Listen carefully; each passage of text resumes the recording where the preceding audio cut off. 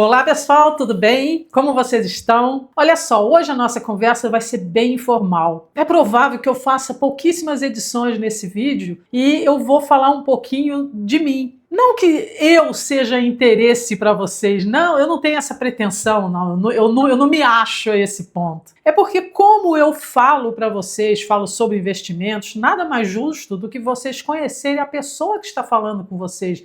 De onde ela veio, o que ela pensa, como que ela faz, como que ela vive, como que se alimenta, vive do quê, né? Então, conhecer um pouquinho, é claro que não é nenhuma exposição de vida aqui, né? A gente nem deve fazer isso em lugar nenhum, né? Nem na internet, nem no particular, né? Um pouco da sua vida você sempre preserva, isso é claro, né?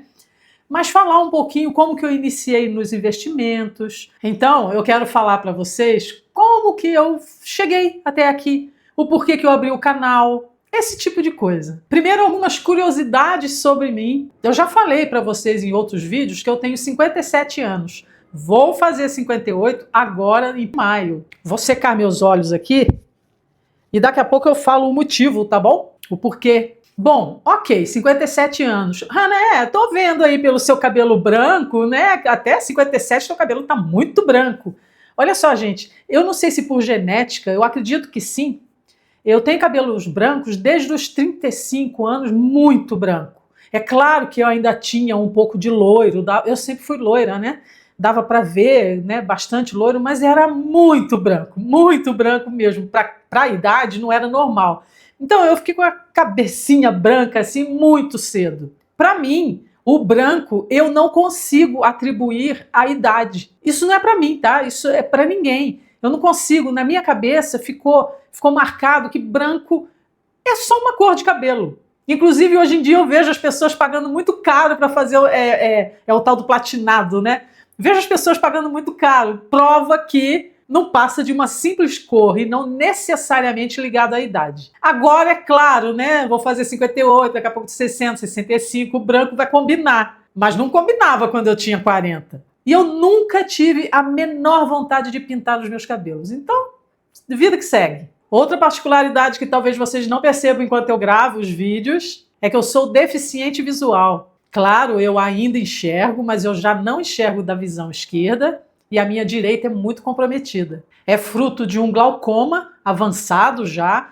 A minha pressão intraocular, né, que é o glaucoma, né, a pressão intraocular alta, ela está bem controlada já há alguns meses, mas como o meu glaucoma é avançado, eu continuo de alguma forma perdendo a minha visão. Rani, você fala isso assim, com um sorriso? Nossa, como você é forte! Não, pode parar. Eu não sou forte, não mais do que qualquer outra pessoa. É que eu estipulei para minha vida que a cada dia basta o seu mal. Então, se eu for ficar meio que para baixo, vai ser lá na frente quando realmente acontecer a cegueira total.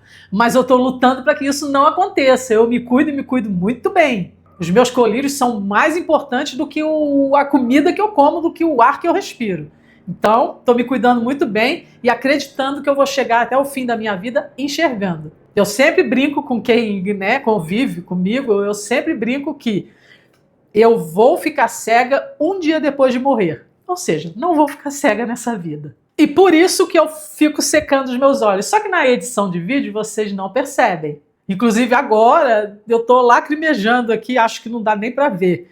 Vou dar uma secadinha aqui. Não é nada demais, mas no vídeo não fica legal, né? Mas como hoje eu tô aqui me abrindo e isso não é um problema para mim. Olha só, presta atenção no que eu vou falar porque é confuso, mas eu sempre falo isso. Falar da minha possível cegueira não é um problema. O problema é o problema. Deu para entender? O problema é o problema que eu tenho nos meus olhos. Não falar. Falar me faz bem de alguma forma. Então, como que eu comecei nos investimentos? Eu comecei com um pensamento óbvio. Eu precisava garantir o meu futuro, até mesmo por esse problema de visão. Foi ele o maior incentivador para que eu começasse a pensar em investimentos. Naquela época, eu não sabia nem o que fazer. O único caminho de investimento que eu conhecia era a poupança. Então, olha só por onde eu comecei. Não recomendo para ninguém, tá? Para iniciante, não é o ativo, tá? Para iniciante, começar ali, eu não recomendo. Eu comecei pelo Bitcoin. Olha que coisa!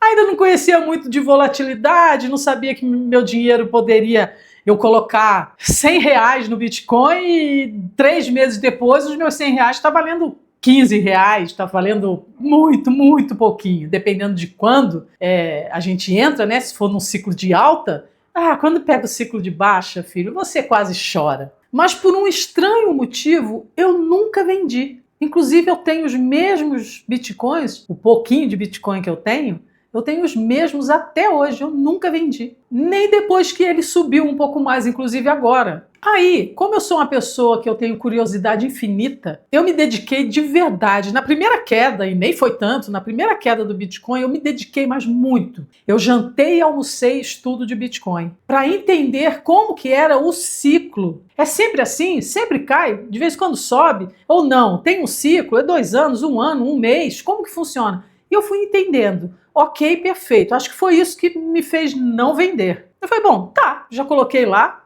tô perdendo dinheiro, perdendo entre aspas, a gente só perde a hora que a gente vende com prejuízo, mas estava ali perdendo dinheiro e eu me recusei a vender um Satoshi. Satoshi é como se fosse os centavos do Bitcoin. Um Bitcoin inteiro é um Bitcoin e a fração do Bitcoin chama-se Satoshi. Então, quando eu vi lá os meus Satoshis totalmente desvalorizados, por algum motivo não fazia sentido na minha cabeça vender com prejuízo. Eu falei, mas não faz sentido nenhum. Por isso eu fui estudar, para saber se existia a possibilidade do Bitcoin voltar. E aí eu fui seguindo, fui estudando 1 ano, 2, comecei a ver como que era, tal, aí subia e fui estudando, vendo vídeos e tudo mais. Foi, tá. Então são ciclos. Então beleza, vai ficar lá o dinheiro. Mas eu aprendi o suficiente para começar a buscar outros tipos de investimentos. E aí, nessa minha busca, eu dei de frente com fundos imobiliários. Então, tirando o Bitcoin, fundos imobiliários foi a minha porta de entrada. Com um pouquinho mais de conhecimento, foi a minha porta de entrada. E aí, como eu já tinha aprendido com Bitcoin, não se entra em um investimento sem conhecer absolutamente nada, eu comecei a estudar. Estudei por um tempo, pesquisei, e eu já falei algumas vezes aqui no canal, eu acho que a gente aprende a investir investindo. Aí o que eu fiz? Comprei lá 2 cotas de um fundo imobiliário e fiquei aguardando. Como que funciona esse negócio? Vai valorizar sempre? Não vai? Como que é? Eu não sabia nem a correlação com Selic, com nada, não sabia nada. Mas eu investi muito pouquinho. Tanto foi pouquinho que eu falo para vocês qual foi o valor do meu primeiro dividendos, o que caiu logo no mês seguinte a essa minha compra. Meu primeiro dividendos foi R$1,36. Mas quando caiu, eu fiquei tão contente, é como se eu tivesse recebido R$10.000. Porque eu fiquei contente não foi pelo valor, eu fiquei contente por ver que não é que o negócio funciona. E aí no segundo mês, eu arrisquei um pouquinho mais. Olha, arriscar um pouquinho mais, para quem tinha entrado no Bitcoin, não dá nem para chamar isso de arriscar. Eu fui lá, comprei mais uma cota de um outro fundo lá, mas sempre assim, dando passinhos, uma cota. Eu queria agora ter 2 fundos imobiliários diferentes. Aí quando a gente começa a buscar muito, o algoritmo do YouTube começa a entregar, né? Então foi uma chuva de vídeos sobre fundos imobiliários. Aí eu aprendi o que são galpões, o que são lajes comerciais. Comecei, né, o que eu queria, qual que é legal. Ainda assim, tinha muito a aprender. Até hoje, gente, tem muito a aprender. A gente nunca para de aprender. Nenhum youtuber que você vê aqui, por mais experiente que ele seja nos vídeos, ele parou de aprender, ele está sempre estudando. Porque as coisas mudam, o mercado muda, e é preciso saber o porquê que mudou, o que vai cair, fazer uma perspectiva, né? Porque se fosse fácil assim, todo mundo ficaria rico. Estou sabendo que os fundos imobiliários vão explodir. Eu pego tudo meu e coloco em fundo imobiliário. Aí ficava fácil, né? Mas quando você tem mais conhecimento, então você consegue caminhar melhor. Não te isenta de perdas, tá? Mas que você caminha melhor, você caminha melhor. E aí eu fui investindo aos pouquinhos. Em fundos imobiliários, para resumir a ópera, eu continuei como continuo até hoje. Nunca retirei um único centavo dos dividendos que eu recebi. Porque tudo que eu recebo, eu reinvisto junto com o meu aporte mensal. Então, na verdade, o meu aporte está sempre aumentando. Seja porque eu aumento mesmo o meu aporte, aquilo que eu tiro do bolso, seja porque os meus dividendos aumentam. Claro, né? Se eu sempre aumento o aporte, com o tempo o dividendo vai aumentando. Então eu junto um com o outro e vou aportando. E aí eu vejo as oportunidades. Tem mês que eu coloco mais no Tesouro Selic, principalmente se eu peguei alguma coisa, usei alguma coisa, depois eu reponho. No Tesouro IPCA, com duas intenções. Na minha cabeça já tá, eu vou levar até o final. Esse dinheiro eu não vou mexer. Mas se der marcação a mercado, aí eu tiro antes. Porque se eu, antes da data, a valorização já compensar, eu tiro antes, é claro, né? Mas tá lá. Esse é um dinheiro que vai ficar até a data de liquidação. Então, tudo que eu tento fazer já está esquematizado na minha cabeça. E aí, só para continuar, né? Eu acrescentei aos investimentos dos fundos imobiliários a minha primeira ação. E a primeira ação que eu comprei foi a Taesa, que é uma empresa de energia, de transmissão. Inclusive, eu vou fazer um vídeo, tá? Sobre empresas de energia, especificando os 3 setores, tá bom? Logo, logo esse vídeo sai. E aí eu investi, já sabia que não pagava dividendos todos os meses, já tinha aprendido, mas eu queria saber. Lembra? Eu gosto de aprender fazendo.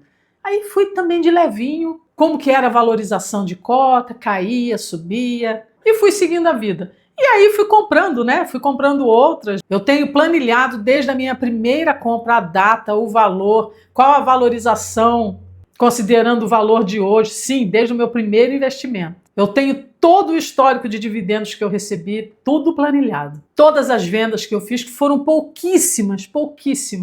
E inclusive fundo imobiliário que eu levei na cabeça. Porque sim, a bonita aqui não é aquela, eu acertei tudo. Conversa fiada. Mas eu não sei se por sorte ou porque eu já estudava, por algum motivo, quando esse fundo imobiliário desabou, eu não me preocupei, porque ele já representava muito pouco da minha carteira, devido à diversificação. Eu comecei a aprender muito cedo, que é um ditado que a gente conhece bastante, que todos os ovinhos não podem ficar na mesma cesta. Eu tô levando, se eu tropeçar e cair, vai todos os ovos pro buraco. Então é melhor fazer 2, 3, 4 viagens com cestinhas, com poucos ovos, porque se você cair, você quebra só aqueles 2, 3 ovos. Porque convenhamos, você não vai fazer 5 viagens e tropeçar em todas, né? Fazendo uma analogia com os investimentos, você não vai investir em diversos ativos e todos vão dar errado. Isso não vai acontecer. Aí já tendo o Bitcoin, é claro, né? Que foi a porta que eu não deveria ter entrado, deixei lá. Então, tendo Bitcoin,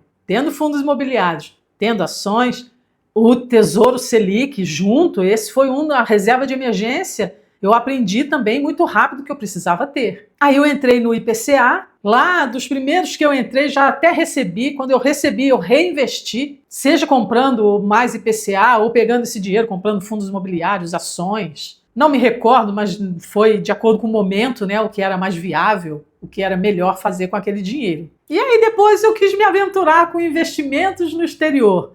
Como que eu ia fazer isso? Aí comecei a fazer o quê? Estudar.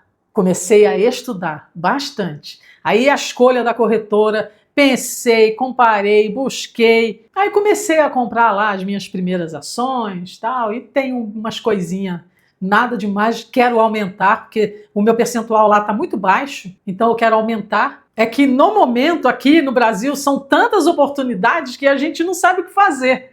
E assim foi. E assim segue a minha vida de investidora. Faço um bom percentual daquilo que eu ganho, um bom percentual eu dedico, sim. Lembra, eu falei em um vídeo, é difícil você achar um canal que coloca na conta dos investimentos, nessa equação, a idade. E isso precisa ser falado de forma honesta, sincera. Não adianta, quanto mais idade você tem, o seu aporte tem que ser maior. Não adianta, se você está com 65, 70 anos, começar a fazer um aporte de R$200, porque isso não vai lhe trazer um futuro muito rápido. Não para quem quer viver de renda. Ajuda, está valorizando o seu dinheiro, está valorizando mais do que a poupança, isso é um fato. Eu estou falando no sentido de você achar que logo, logo eu já estou vivendo de dividendos. Isso não é verdade. É preciso ter os pés no chão. Hannah, então eu vou até parar de investir porque... Não faça isso. O que você vai fazer? Vai colocar na poupança? Para receber menos? Não, de qualquer forma você está valorizando o seu dinheiro, está recebendo dividendos, está reinvestindo. Em dado momento que você precisar usar isso aí, você vai usar e ponto final. Agora, se você tem um poder de aporte maior, você compensa a idade. E outra, né? As pessoas hoje estão vivendo bem mais, então ainda tem muitos anos. Então, presta atenção, não é porque você tem 60, 65 que investir não é legal. Não é isso. Sempre vai ser melhor do que a poupança, sempre vai ser melhor do que não investir. Até a poupança é melhor do que não investir. Então, pensa bem, não é isso. O que está sendo falado aqui é que você não vai ficar milionário, porque, gente, existe o tempo. O que faz os juros compostos funcionar é o fator tempo. Se não há tempo, não há como os juros compostos fazer milagre. Por isso, se você é mais jovem, considere agora fazer seus investimentos, porque você vai se aposentar muito cedo. E muito bem. Não adianta depois, lá na frente, falar assim, puxa, como eu gostaria de ter feito antes. Você está vivendo a era da informação. Na minha época, não tinha isso que vocês estão vendo agora. Vídeo, a possibilidade de estudo, cursos. Ih, Hannah, esse negócio de curso... Não. Curso é uma das maravilhas que a internet trouxe. O problema é você comprar um curso bom, mas curso é excelente. Até em inglês, antigamente, você tinha que se deslocar. E era um inglês que, convenhamos, não era aquilo tudo. Hoje, pela internet, pelos canais, você aprende de forma muito fácil e tranquila. Então, dê mais valor aos cursos, viu? Só que procure cursos bons, é claro, né? Então, dito isso, como que eu costumo viver a minha vida para que eu possa ter mais poder de aporte? Olha, eu não sou uma pessoa gastona. Na verdade, eu nunca fui. E nem sou uma pessoa dada a luxos. Eu tenho um lado racional muito forte. As coisas são do jeito que são e para mudar precisa de uma ação. Choro e lágrima, para mim, gente, para mim, que sou uma pessoa racional, não resolve as coisas. Ah, mas serve para desabafar. Sim, lógico que serve. Mas para o meu estilo de vida, cada minuto que eu não faço uma ação é um minuto perdido. É um minuto a mais prolongado no sofrimento. Esse é meu modo de pensar. Então, quando eu comecei a entender mesmo de investimentos, uma das primeiras coisas que eu fiz foi aprender a economizar. Olha, como eu falei, eu sempre fui uma pessoa econômica, mas eu comecei a aprender a economizar ainda mais. Mas economia decente, não é viver na falta, é ser econômica, são coisas totalmente diferentes. Eu dei muito mais atenção, já dava, mas eu dei muito mais atenção ao gasto de energia elétrica na minha casa. Ih, Hannah, mas essas coisinhas economiza pouquinho. Sim, mas eu estou falando de uma só. Se você junta todas as economias que você faz em todos os setores possíveis da sua vida, quando você junta aquilo que você economizou, olha, dá para comprar umas cotas aí de fundos imobiliários, hein? Eu também tinha carro, mas chegou o ponto que a minha visão já não permitia mais. A minha oftalmo usou uma frase uma vez comigo, assim, Hannah, você vai deixar de ler antes de deixar de dirigir. Parece estranho, né? Mas quando ela falou ler, é ler assim, né? Um livro em mais dificuldade. E dirigir é o amplo. Então, é claro, faz sentido. Mas a gente precisa ter juízo nessa vida. Juízo não se compra, juízo se cultiva. E chegou um momento em que eu pensei assim, uma coisa é eu dar com a cara em um poste, a outra é eu jogar o carro em cima de alguém. E aí eu comecei a perceber, tudo foi diminuindo. Antes eu usava o meu carro para o trabalho, aí depois eu comecei a usar o carro somente para ir no mercado, e assim mesmo eu ia muito cedo antes do sol nascer, por causa da fotofobia, o excesso de claridade baixa a minha visão. Até que um dia, indo para o mercado muito cedo, o sol não tinha nascido ainda, mas já estava claro, né?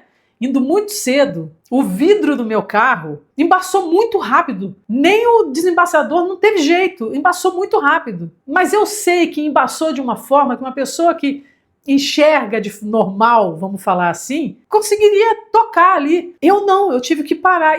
Eu não sei nem o que falar, o que foi que me ajudou ali. Eu dei seta e eu estacionei, eu vi um arremedo de vaga. E eu entrei, embiquei e eu Parei no susto, na sorte, e foi embicado, não foi estacionadinho, bonitinho, não. Eu embiquei, desci do carro, quando eu olhei, mas olha, acho que não tinha nem um dedo para eu ter batido no carro que estava estacionado à frente. Foi uma coisa assim que aquilo me gelou do topo da cabeça até o dedo do pé. Naquele dia eu falei, não há mais condições. Isso não é certo. Eu não teria machucado ninguém ali, mas teria causado um dano material a uma pessoa que não tem nada a ver com o meu problema de visão, absolutamente nada. Naquele dia eu decidi, não dá mais. Aí coloquei meu carro à venda, mas assim, eu queria vender, mas nem anunciava muito, sabe? Era só ali, falava com um, com o outro. Até que achei alguém interessado e o negócio se estabeleceu e tudo mais. Vendi, ok, peguei o dinheiro. Olha só, gente. O que eu fiz com esse dinheiro? Eu investi ele todo, porque isso me daria uma tranquilidade maior. Aumentaria o meu aporte, investir não foi de uma vez só, né? Eu quebrei e fui investindo e tudo bem. E hoje eu uso o Uber sempre que eu preciso e eu compro muita coisa pela internet também. Olha que tempos maravilhosos estamos vivendo. Tudo muito fácil, né? E tudo chega muito rápido. Por quê? Porque nós temos galpões logísticos. Olha só, e eu sou dona de alguns desses aí, um pouquinho. Sou dona lá do parafuso da porta do banheiro, mas sou dona. Então isso foi uma coisa. O resto foi economizando naquilo que eu podia, sem fazer economia sem pé sem cabeça, sabe? E aí, por algum motivo que eu não sei qual, o algoritmo do YouTube, eu não sei de verdade a razão, um dia me jogou um vídeo assim na cara com o título... Era sobrevivencialistas. Eu não sabia nem o que era isso. Eu achei o título interessante. Secadinha no olho. Então, eu abri o vídeo. Aí eu tava vendo lá coisa de armazenagem e eu achei aquilo meio apocalíptico, sabe? Nossa, guardar coisa para não sei quantos anos e tudo mais. Eu falei, nossa, mas esperando uma crise total e... Olha, nem posso falar muito porque acabou se consolidando, né? Nós tivemos a crise de saúde aí de 2019. Quem era sobrevivencialista se deu muito bem, porque já tinha tudo em casa, não correu para supermercado e nada. Então, olha, tem sentido, respeitem os sobrevivencialistas. E foi com eles que eu aprendi muita coisa. Não com a mesma intenção, mas eu comecei a ver ali uma oportunidade de economia. Explico melhor. Eu vou dar um item, tá? Um item aqui. 2 itens como exemplo. Eu comecei a comprar, vamos supor, claro, eu não gastava isso tudo, mas vamos supor que eu gastasse no mês uma caixinha de sabão em pó. Eu comecei a, no mês, comprar 2 caixas. Uma para o uso e a outra eu iria armazenar. Aí, tá, Hanna, mas como que armazena? Porque com o tempo, sei lá, até a umidade do ar, a caixa não vai aguentar. Eu aprendi com os sobrevivencialistas que a gente armazena em garrafa PET. Eu armazenei nas garrafas de amaciante, né? Que acabou, deixava secar bastante e colocava o sabão em pó até o topo, colocava uma etiquetinha com data, o valor que eu paguei, a data que eu armazenei, quanto que tinha, se era meio quilo, 2 quilos, colocava a etiquetinha, fechava bem, passava uma fita isolante e deixava. E assim eu fui fazendo. Aí eu coloquei outro item, que é bem baratinho. Eu pensei assim, agora eu vou comprar detergente. E assim eu fui seguindo com diversos itens. Sabonete, pasta de dente, escova de dente, que mais? Shampoo, condicionador, desodorante, tudo. Eu comecei a comprar sempre mais do que eu precisava. Aí o que eu tenho hoje? Eu tenho detergente aqui, olha, acho que para mais de 2 anos. Se eu quiser ficar 2 anos sem comprar, eu fico. Eu tenho sabão em pó, mais ou menos para 2 anos também. Sabonete é para vida. E tudo eu aprendi a armazenar. Você não deixa o sabonete solto. Você coloca num plástico, né, num saquinho plástico, que aí mantém o cheirinho ali, pasta de dente, tudo certinho. Você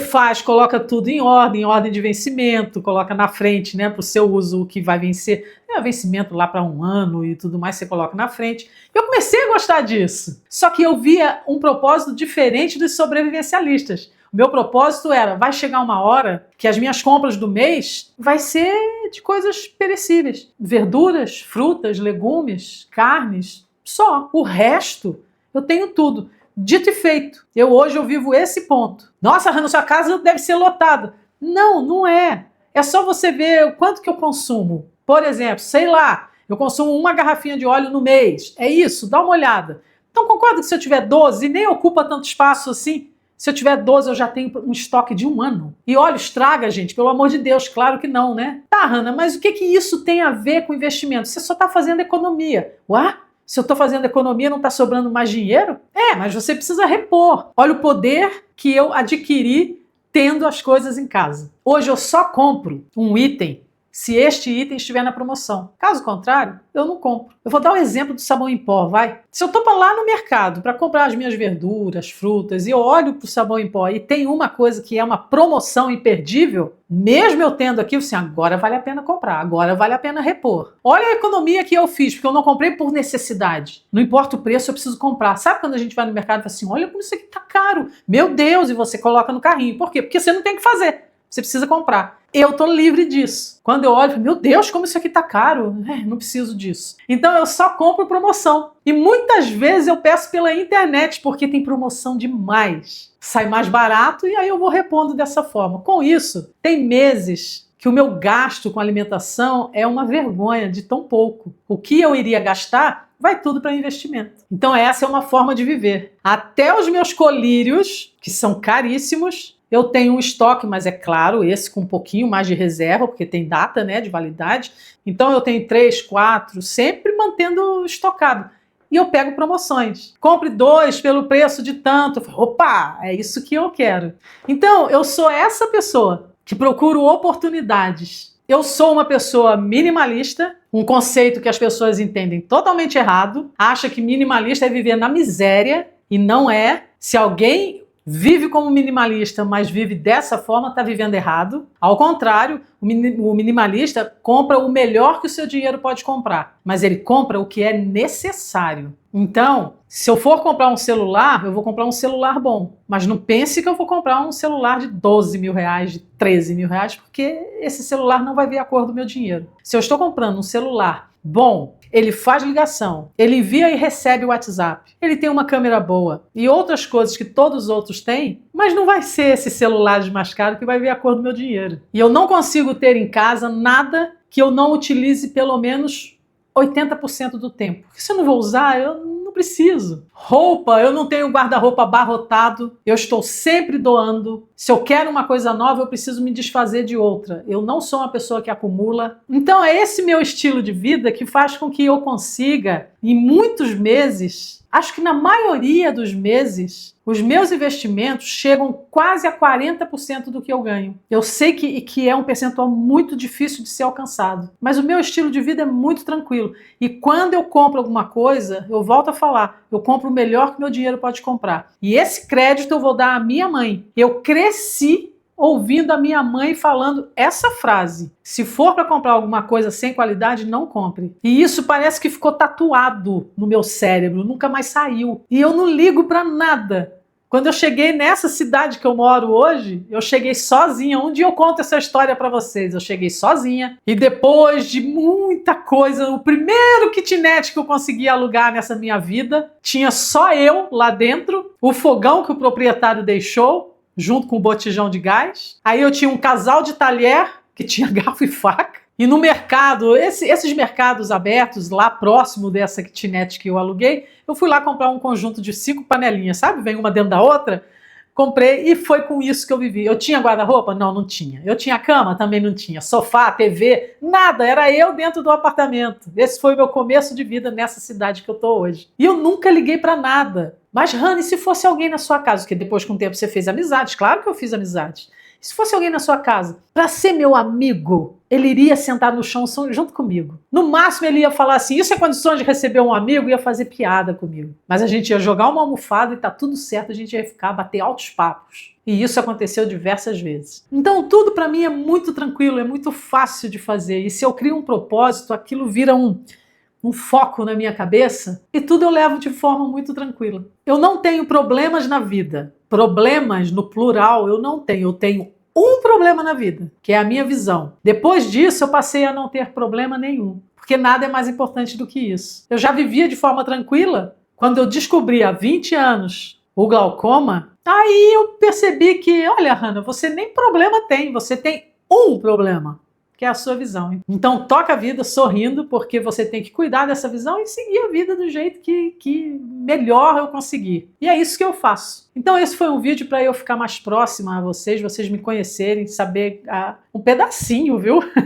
Da minha história, o porquê. Ah, sim, faltou falar o porquê que eu decidi abrir esse canal. Eu decidi abrir principalmente para que ninguém faça o que eu fiz, né? Que entre de cara no Bitcoin. Não, quer dizer que entrar no Bitcoin é ruim? Não, não, não, não. Não é não. Mas quando você entra no Bitcoin, o ativo mais volátil que você pode ver, e ainda sem saber nada, eu pensei, não, eu não vou deixar isso acontecer. E eu tenho certeza que algumas pessoas aqui, de alguma forma, eu vou conseguir ajudar. Esse foi o motivo que me fez abrir o canal. E em 18 de fevereiro deste ano de 2025, eu lancei o primeiro vídeo. E aí eu tô seguindo a vida, fazendo o meu melhor, desejando o melhor para vocês, que cada um aprenda, que cada um ensine ao outro, que cada um me ensine através dos comentários, coloquem dicas. Quantos comentários eu já li com dicas de vídeo? Quantos comentários eu li e falei assim, Hannah, mas isso não é assim ou assim?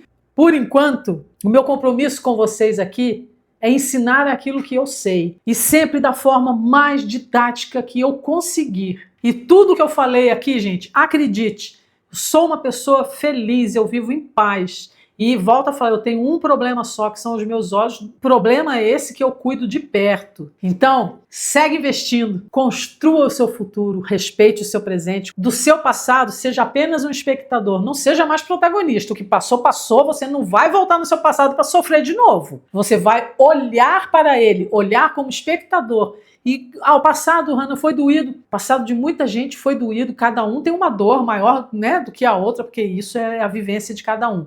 Mas não esqueça o seu passado, nem tudo de bom, nem tudo de ruim que aconteceu, porque de vez em quando você vai precisar olhar para ele, para ir lá buscar a experiência. Você fala, peraí, eu já passei uma situação dessa, deixa eu olhar lá no meu passado. Aí você vai como espectador, como quem vê um filme. E aí você vai olhar e fala, vixe, isso que está acontecendo agora está com o mesmo cheiro do que aconteceu lá atrás, é melhor eu tomar outra posição. E aí você se protege. Então o passado na nossa vida é uma das coisas mais importantes. E o presente é para ser vivido na sua plenitude. Não sofra por antecedência. Viva na sua plenitude no seu presente. E dentro desse presente construa o seu futuro. Para que esse futuro aqui seja lá na frente um presente muito mais gostoso. É isso que você tem que pensar.